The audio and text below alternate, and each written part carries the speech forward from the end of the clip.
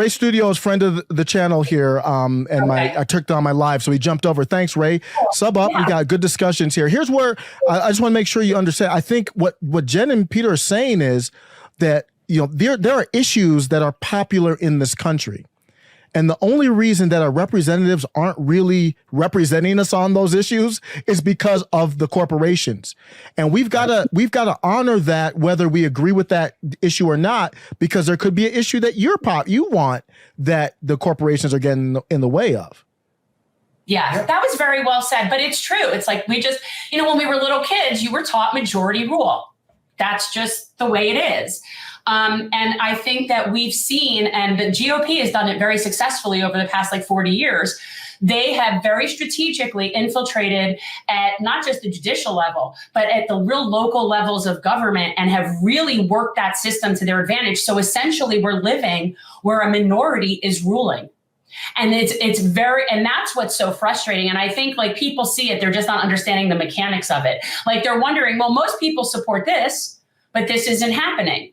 And yeah, there is corporate money involved for sure, but we have watched the minority party essentially take control of our policies in this country, and it's very disconcerting to me. Yeah, it's definitely. And again, if the majority rule was that they believed that a woman didn't have a right to choose, then you have something to be said. But the truth is, 3 out of 4, almost 4 out of 5 believe that a woman has the right to choose. Yeah, it's over 70%.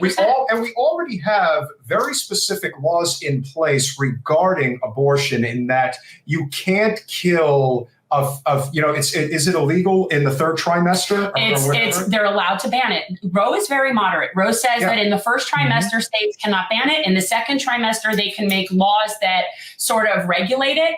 And in the 3rd trimester, they can ban it. Most states have. The last I checked, there were only 2 states that allowed term abortions. And when people call that out, as if that's a real choice that no woman is carrying her baby to the 3rd trimester and then just deciding they don't want it. That's not how that happens, and doctors don't do that. The only time that happens is when there is a medical reason for that to happen.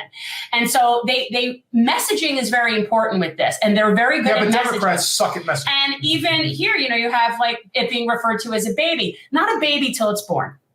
And that's just science. That's not my opinion. It's called a fetus because it's called a fetus. And the other thing that I always find so interesting is, and listen, as from one guy to another, Osiris, why do so many men feel the need to stick their nose in this issue? It's like ridiculous, guys. You can't if you had to deal with a period just once in your life, you would all shut the fuck up. All of you. You have no uterus. Facts. Dude, it's really there's a lot of issues to complain about, but the idea that there seems to be so many men are so hyper active on this issue. And the thing is, what's so frustrating about it is we all know the truth. If men got pregnant, we wouldn't be having this discussion. Abortions would be required. I agree with that. I mean, that might be a controversial statement with some, but I agree with that completely. And I'm like you, Peter. I feel a little awkward even. That's why I said it's your choice. I don't even really get into it like that. But the part of it that I don't hear a lot of people talking about, to me, is this is also a battle between the federal government and states, with especially with them saying, hey, Roe no more, leave it up to the states. That takes power away from the federal government. So you're seeing people passionate about this topic in DC, and I don't know if they're passionate because of your body or if they're passionate because of they want the power with the federal government. So I think there's a give and take there. And Mitch McConnell even said, hey, he didn't rule it out that they would try to do a law, which I think would be unconstitutional, but they're trying to do a law. So they're trying to scare people, of course. But then also, I think that's just about we're the government, we're the legislative branch. I want us to have the power. Yeah. Agreed. And it should be based on what the majority of people want. I mean, that's the point. And, the abortion issue is definitely, it's difficult because it's religion based, which means that they're not basing it on reason. Once people are basing their opinions on religion and doctrine and reason is out the door. So you're not going to be able to have a reasonable discussion about it because they're not dealing with reason. It's a problem. And this has always been the biggest point of contention from my perspective. I am very adamant that the biggest problem with the Democratic Party is that they are bought and paid for by Wall Street, point blank, period. And the biggest problem with the GOP is they have been completely co-opted by the evangelical right. There is no getting around that point. Everyone should know it. And one of the biggest reasons why, because listen, there are people who have a much more right-leaning audience that I think overall have really good, like topics of discussion. Tim Pool happens to be one in particular that we're very friendly with, that we think runs a very good show. And he loves to poke the bear. He loves to troll. But overall, he does a really good show.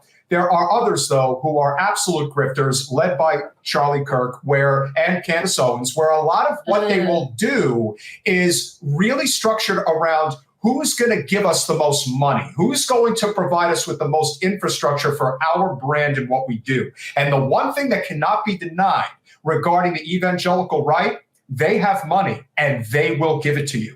If you are talking about what you believe, like I believe that a woman should, I am pro-life and that women should bring a baby to term if they're pregnant and all this, that, and the other thing. I call them forced birthers. Guys, do you not see how rich Joel Osteen is? Do you not see how rich Billy Graham's family is? Do you not see how rich Jerry Falwell became?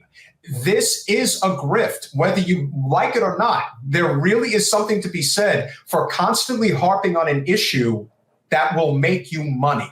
Like that to me is, this is the grift of Roe v. Wade. Just as it's a grift with the Democrats, because they've had plenty of opportunity to codify this issue. They refuse to do it because they know it's a fundraising machine for their party.